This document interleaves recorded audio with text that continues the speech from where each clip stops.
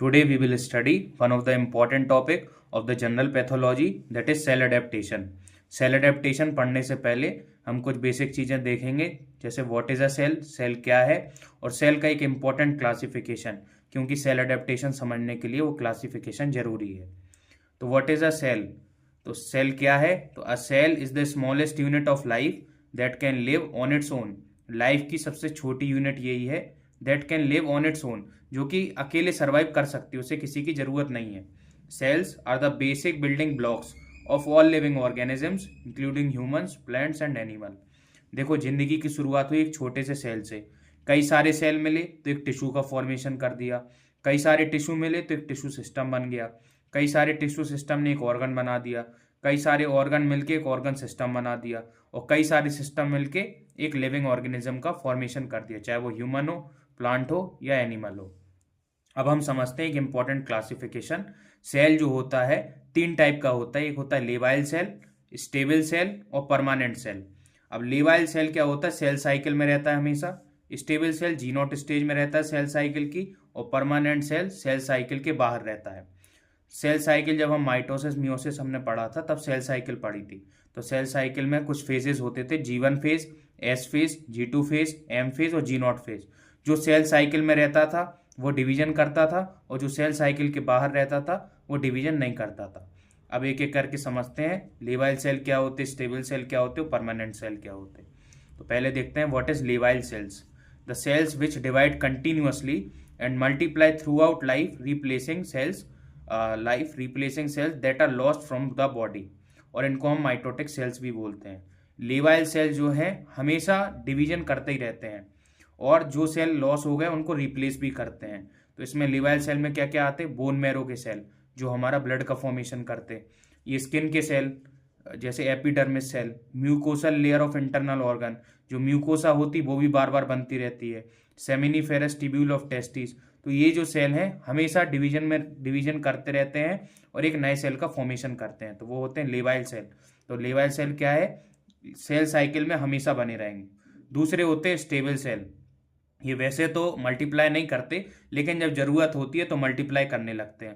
The cells that only multiply when needed, जब जरूरत होगी तभी मल्टीप्लाई करेंगे, and are typically found in the G not phase of the cell cycle. ये line बहुत important है कि जी नॉट फेज में मिलते हैं सेल साइकिल के।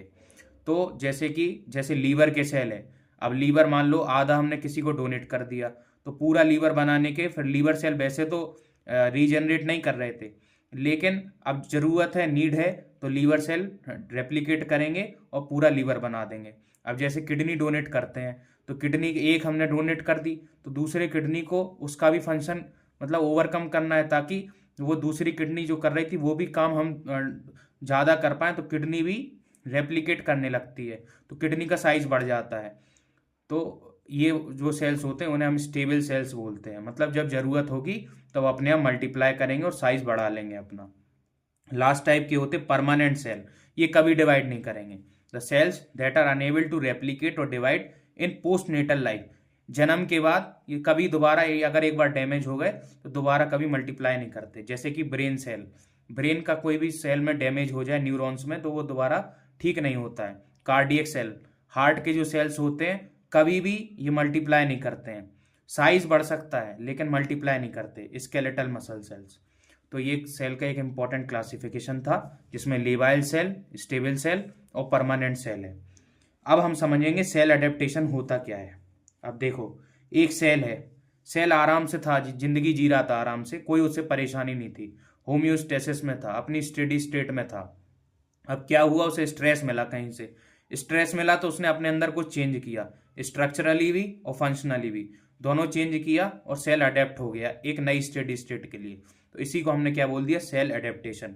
मतलब जब भी कोई हम पे भी कोई स्ट्रेस आता है तो हम उस स्ट्रेस से निपटने की कोशिश करते हैं ताकि वो स्ट्रेस निकल जाए। अब सेल अडेप्टेशन से आप ऐसे समझ सकते हैं, वैसे मान लो नॉर्मली हम लोग 4-5 घंटे पढ़ते हैं, और जब यूनिवर्सिटी एग्जाम आता है तो वही पढ़ने की स्पीड हमारी 12-13 घंटे की हो जाती है। तो क्यों होता है, क्योंकि हमारी बॉडी जो है स्ट्रेस को झेलने के लिए तैयार हो गई है। तो वही सेल अडेप्टेशन है। तो सेल भी यही काम करता है।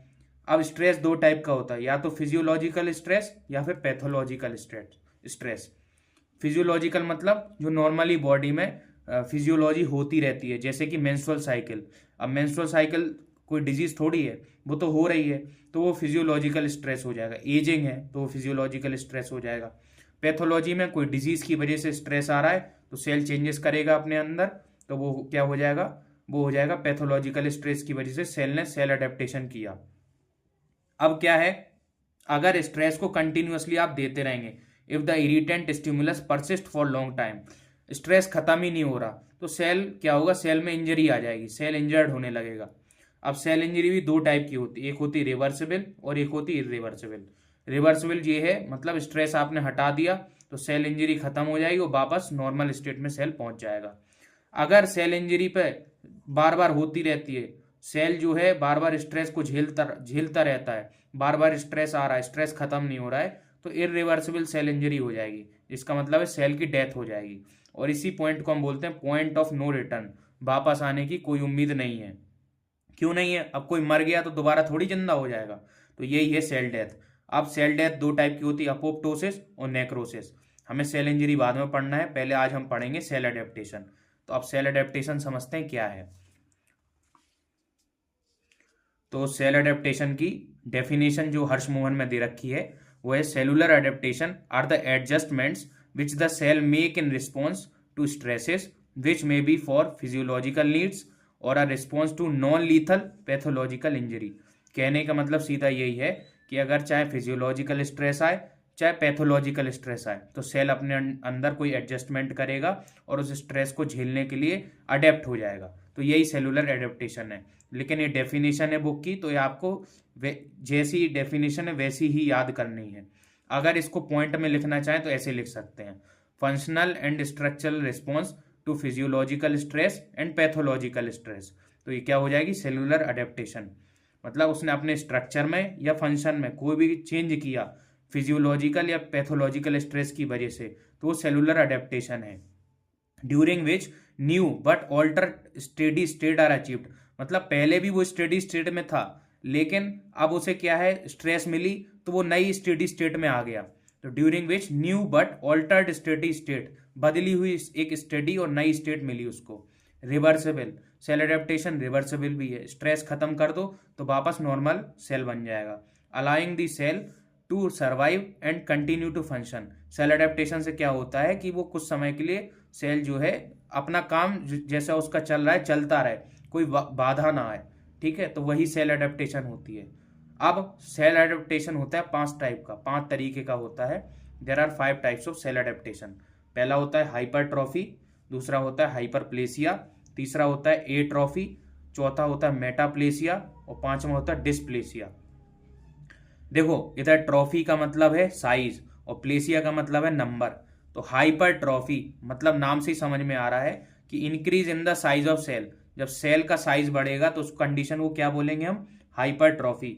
हाइपरप्लेसिया, जब सेल का नंबर बढ़ेगा तो उसको क्या बोलेंगे, हाइपरप्लेसिया।